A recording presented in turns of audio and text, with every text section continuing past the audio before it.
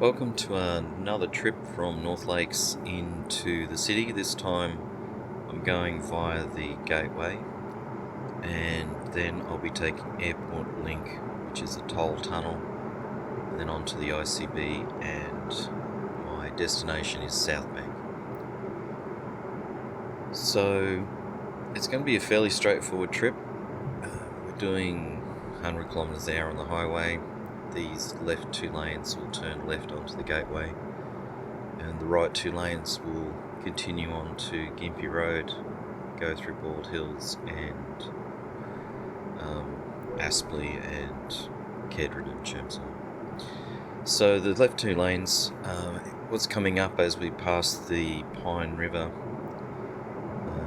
is that the left two lanes will take a left turn, obviously, and it's what I call the go slow corner, because for some reason we're doing 100 kilometers an hour and the road engineers designed this corner to be taken at 100 kilometers an hour by all traffic, including trucks, and yet everyone seems to slow down to about 80 kilometers an hour. Not really certain the psychology that's involved with this, but I call it the go slow corner. So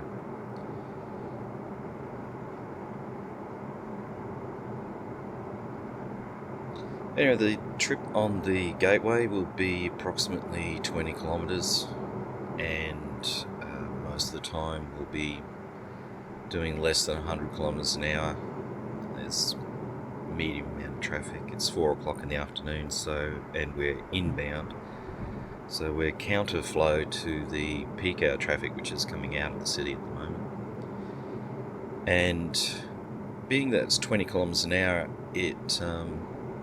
and I've travelled this route hundreds and hundreds of times at this time of day, and it surprises me that whether I'm doing 95 or 100 kilometres an hour, that the arrival is roughly the same time.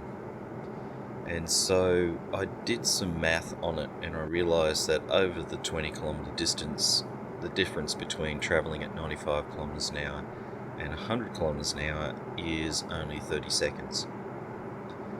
So it really isn't worth spending the fuel and effort and angst to try and keep changing lanes and travelling at the maximum allowable speed if it's only 30 seconds difference at the end of this 100 kilometre zone.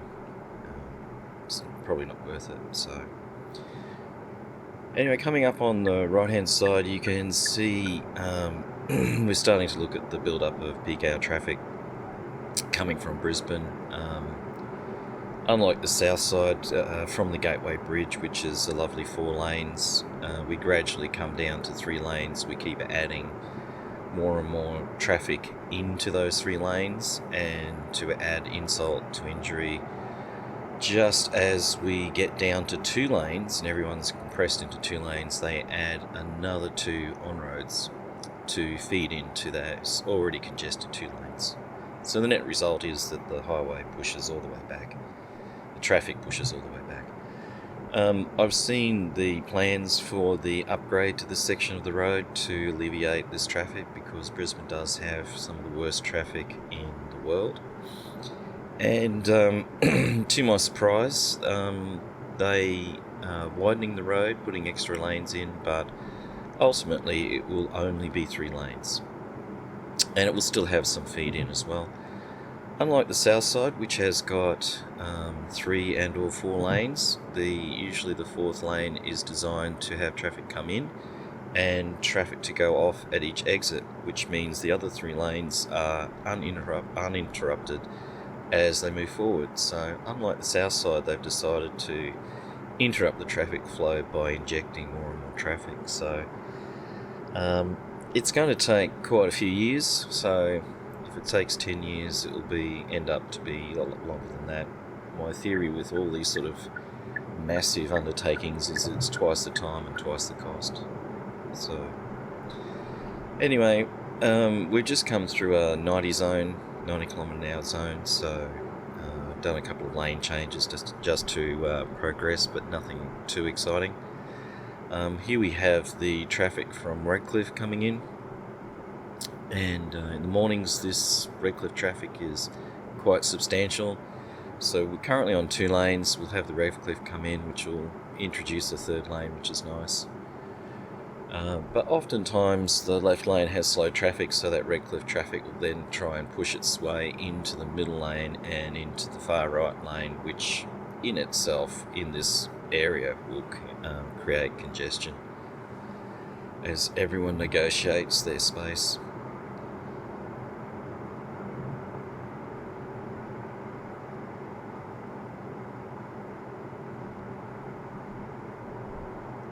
Like I said, it's fairly uneventful because you're on a multi-lane highway, so it's just a matter of maintaining your speed as best you can. This truck is in the middle lane and being quite slow, so I'll move across to get around him. Incidentally, if you have a look at the truck, I noticed the ladder on the back of the truck doesn't seem to be secured, so that's quite dangerous. A cyclist was killed a few years ago from a wayward ladder flying off the back of a truck.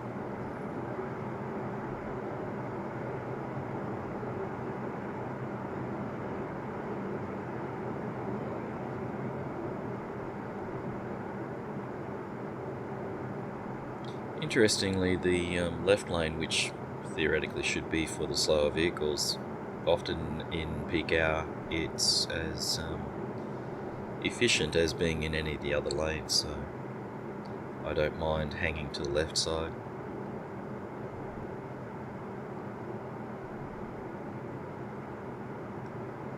So this turn off on our left is for the Boondall Entertainment Centre.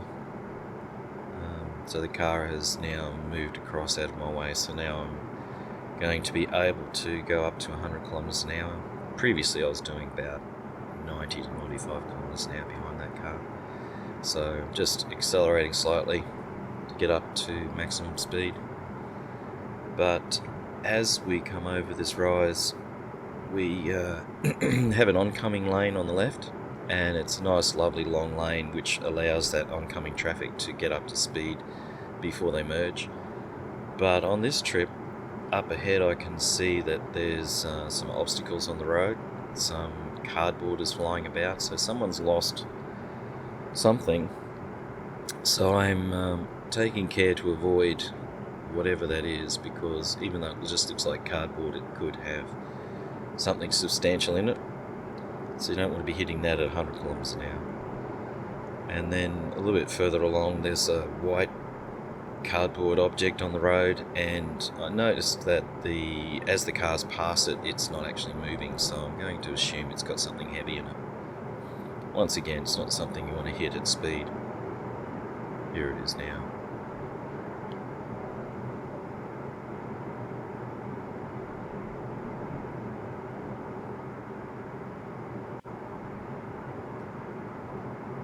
So up ahead we've got, oh by the way, that was radar on the left hand side there. Police monitoring speed and taking happy snaps of everyone who's exceeding the speed limit. Up ahead we've got the point-to-point cameras. This is the second set of cameras that record the vehicles and work out whether someone has been excessive in their speed between the two cameras. A lot of people think that it's got other technology in there, for example, to photograph whether you're using your phone, whether you're wearing a seatbelt, whether it's you're travelling at the correct speed, but it's just the end-to-end cameras, the point-to-point cameras. But everyone, we've just slowed down to about 85 kilometres an hour because everyone thinks that it's something magical or different or special or something, I don't know. But generally you get a slowdown as you go underneath those cameras. So in a couple of kilometres I have a left turn to go onto Southern Cross Way, and so that's why I'll stay in this left lane. There's no point overtaking the slower traffic ahead of me.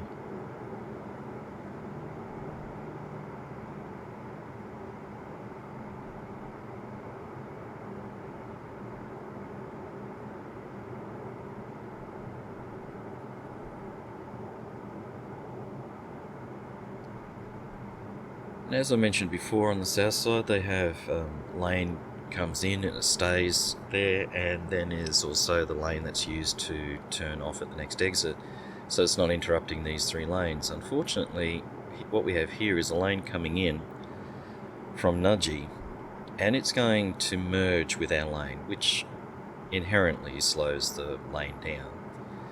And then only a few meters really, so it's just merged in there and is now we're back to 3 lanes.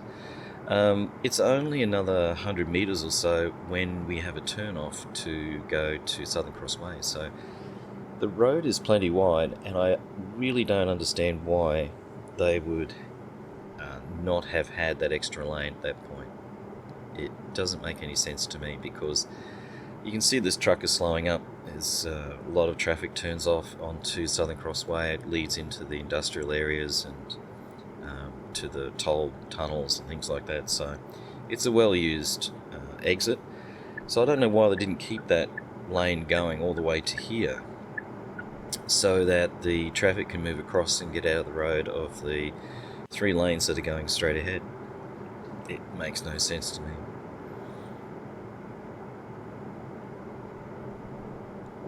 So as we come up this hill, it drops down to 80 kilometers an hour. We've got some construction on this left-hand side as we come down, but I've not seen a lot of enormous amount of work with trucks entering and exiting. I guess maybe it depends on the time of day. Might get busy sometimes, but it's 80 through this section, and then as we exit this section it will be increased to 90.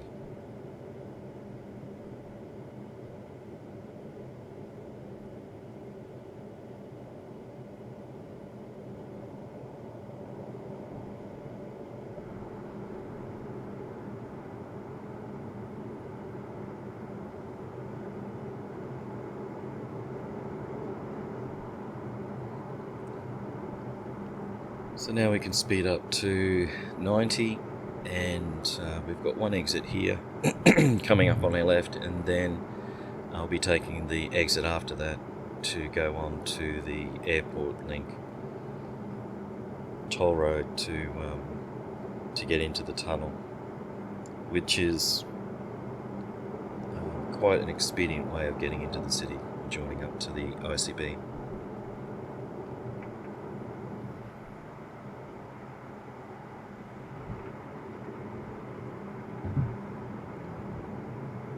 So generally, as you can see, there's a lane coming in on the left. There's traffic from Nudgee. A little bit of negotiation has to take place to get everybody in. And as they merge, obviously it's best to make space so that no one has to slow up too much.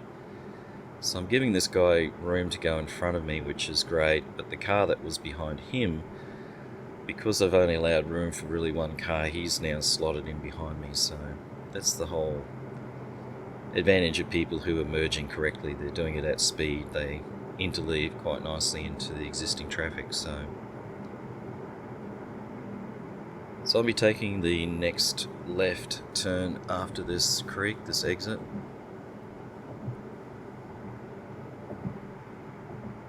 So we're doing currently, less than 90, but this is a 90 zone, and as we turn off it immediately drops to 60.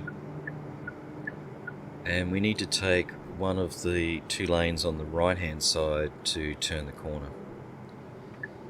Now the choice of lanes, it's 60-60, as I've mentioned before, depending which lane you pick as to which one's the most efficient. It's not 50-50, it's if you're in a hurry you'll pick the slow lane. If you're not in a hurry, your lane will move very quickly. That's why I call it 60-60. So in the right hand lane, what you'll find in the mornings is that lane will back up pretty quickly at the next set of lights. And so you've got to be careful with this massive intersection that you don't get caught stuck in the middle of the intersection. So my suggestion is that in times of peak hour traffic, that the left lanes probably gives you more options so that you don't get stuck in the middle of the intersection. The downside is that where we're going is down the tunnel, which will require me to be in that right lane later on. So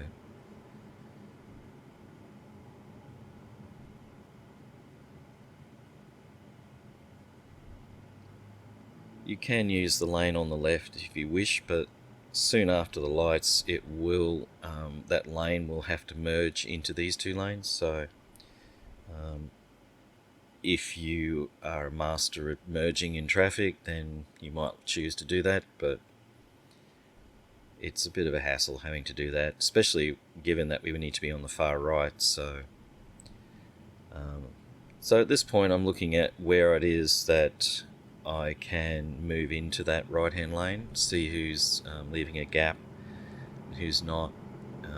So I'll follow along in here for a bit, but I'm picking and choosing where I'll cut across into that right hand lane, so as not to inconvenience people too much. The traffic is quite congested as we have a lot of traffic turning off, and I'm trying to get into those far right two lanes to be able to go down the tunnel. So but the traffic is slowing up, it's getting congested. So I've moved across into the right lane, and now I'm moving into the lanes which go down into the tunnel, and this white car is looking for a space to push into that, to merge into that traffic that's turning off. So it's a bit of a hassle with having to go across all those lanes and chopping and changing and so on, but once you get into either of these two lanes it's fairly straightforward. We are in a 80 km/h zone because we're going down into the tunnel, which is 80, and I'm just overtaking those two slower cars on the left. The tunnel does have multiple speed cameras, so if you do have cruise control, it might be worth it. Otherwise, keep an eye on your speed. In the tunnel, it's bit disorientating in the sense that you don't have scenery going past to be able to judge your speed too well, so it's better to be safe than sorry with your checking your speed through here. So either of these lanes are okay to go at the moment, progressing through the tunnel, but ultimately the left lane is the best lane for going on to the ICB. So as soon as we get rid of some of this traffic is going to be turning off at the next exit. Once they're cleared out of the road, I'll move across into that left lane. When you're considering the tunnels, basically the right lanes will go to west, so to Hurston, where the Royal Brisbane Hospital is, and places like Ipswich and things like that. So if you think of it as westerly, the centre lane is the city one, so it goes to the city, and the left one goes to places around the valley and to the eastern area. So that's sort of, in a very broad sense, what the three lanes will be like once we get through this section. So you can see the cars turning off there, so that gives me the opportunity to move across into the left lane, which I'll stay in because it will join up to the ICB without having to change lanes again.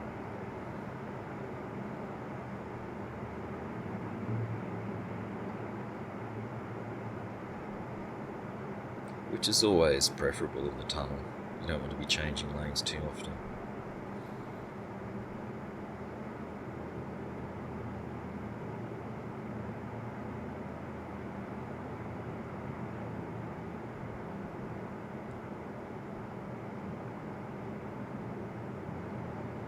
So coming up on my left will be the traffic that's coming in from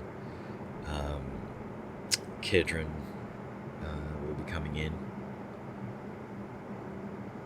and so their lanes will go from 2 to 1, and then they'll move across. Most of the traffic will be either going to the right exit or in the centre for the ICB. Not as much traffic turns left to go to the valley and to the eastern suburbs. So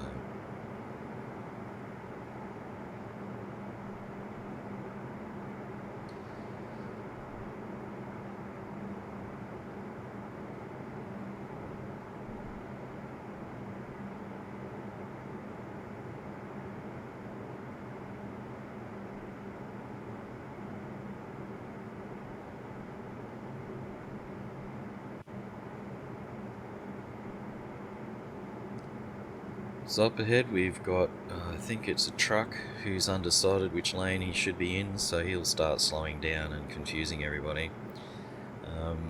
It's much better just to stay where you are and just let them sort out which lane they need to be in and then progress after that. It just means that this exit from the tunnel is a lot slower than normal. So you can see the line markings that we just crossed. ICB is written on the ground.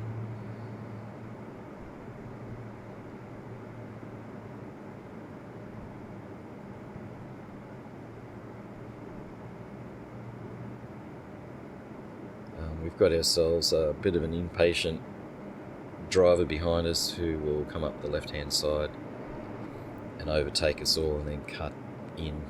So there he goes. A bit adventurous, but that's right. So you'll see him, he'll cut in front of these two cars that are in front of me. So as we come out of the tunnel, you want to be in this lane, which will progress straight ahead on the ICB. The left lane has to exit.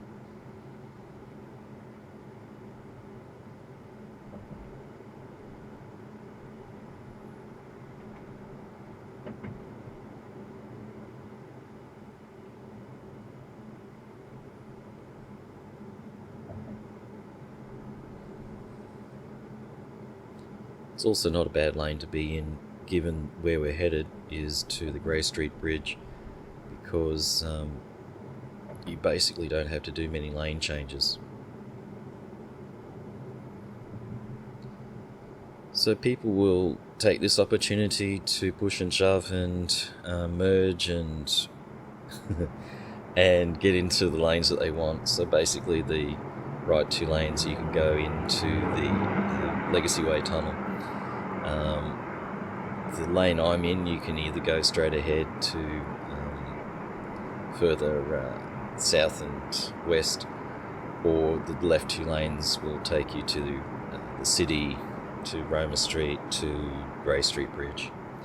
So you got some choices there. But everyone takes the opportunity right at the start to get themselves sorted into their lanes. In reality, you've got maybe 4 kilometres of road to do all that in, but for some reason everybody wants to do that at the start. So just be aware there'll be a lot of chopping and changing. So we're up to a 70 zone, and most of the time this flows fairly freely.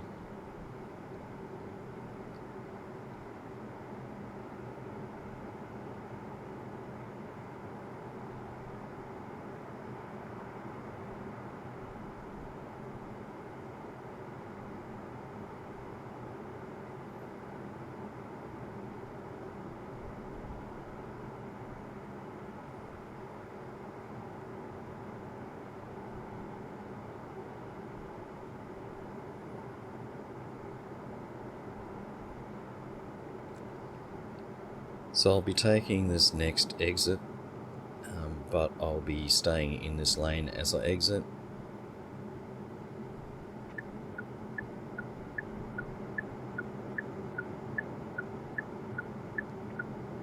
And the reason for that will be apparent once we get down onto Countess Road and up to these set of lights.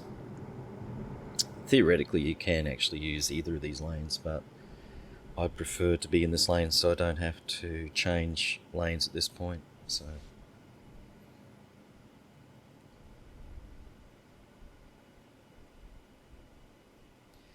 ahead of us is what is a very, very wide intersection. So the cars that are cutting across in front of us now from Kelvin Grove Road, sometimes they'll get a congested traffic ahead of them and not realise that that particular intersection is extremely wide, and sometimes you'll get traffic parked across in front of you unintentionally, because when you're driving on that road it's very hard to judge where that lane ahead of me is actually in that intersection. So sometimes when there's a lot of congestion, particularly in the afternoons, you will sometimes unfortunately get cars parked through there.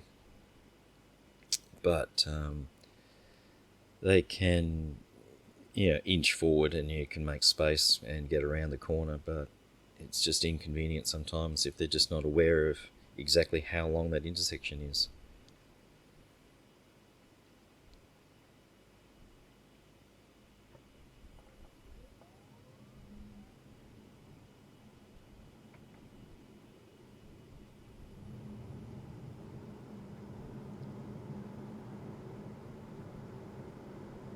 So this is about 4:20 in the afternoon, and we're finally going to catch up to some start-stop traffic.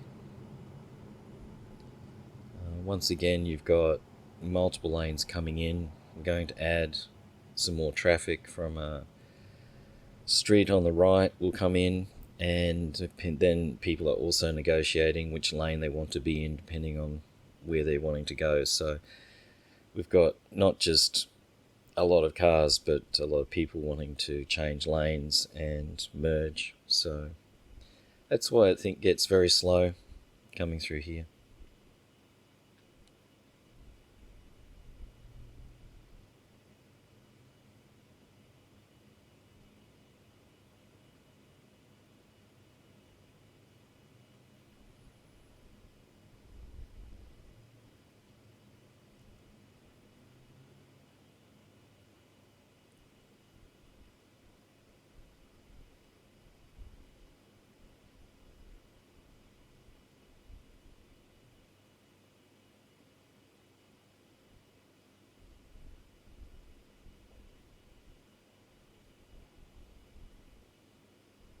So I have a green light ahead, but there's congestion on the other side of that intersection, so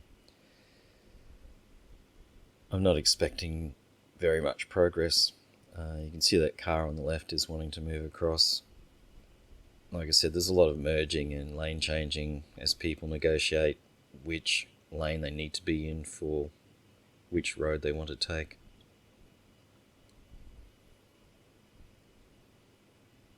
And another one.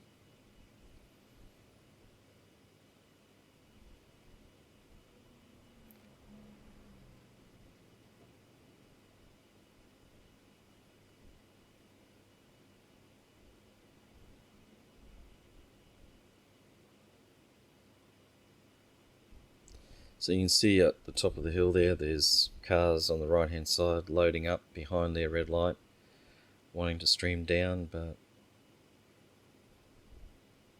it is quite congested.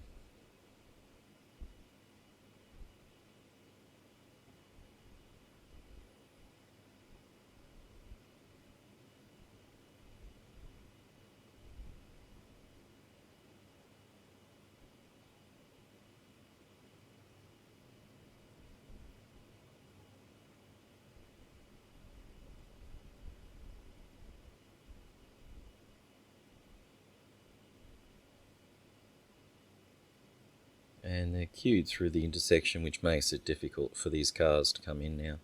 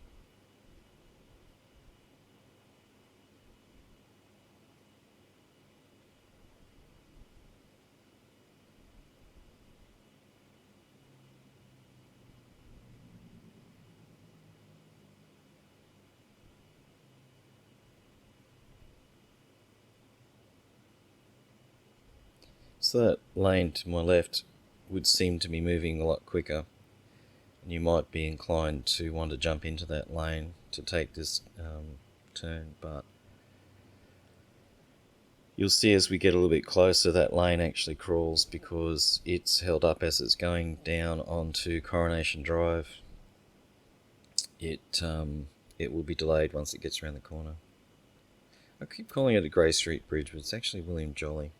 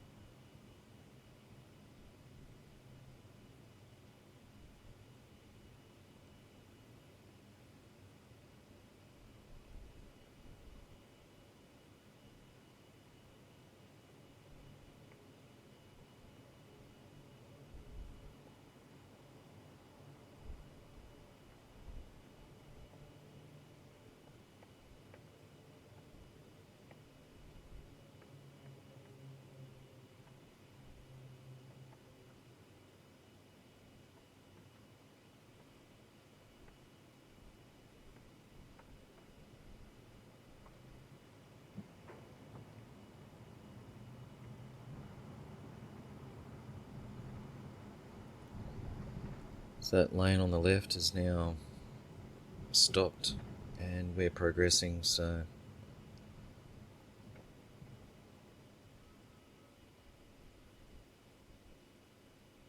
most of that traffic in those two lanes will be turning left at the next set of lights, whereas I'm wanting to go straight ahead across the bridge.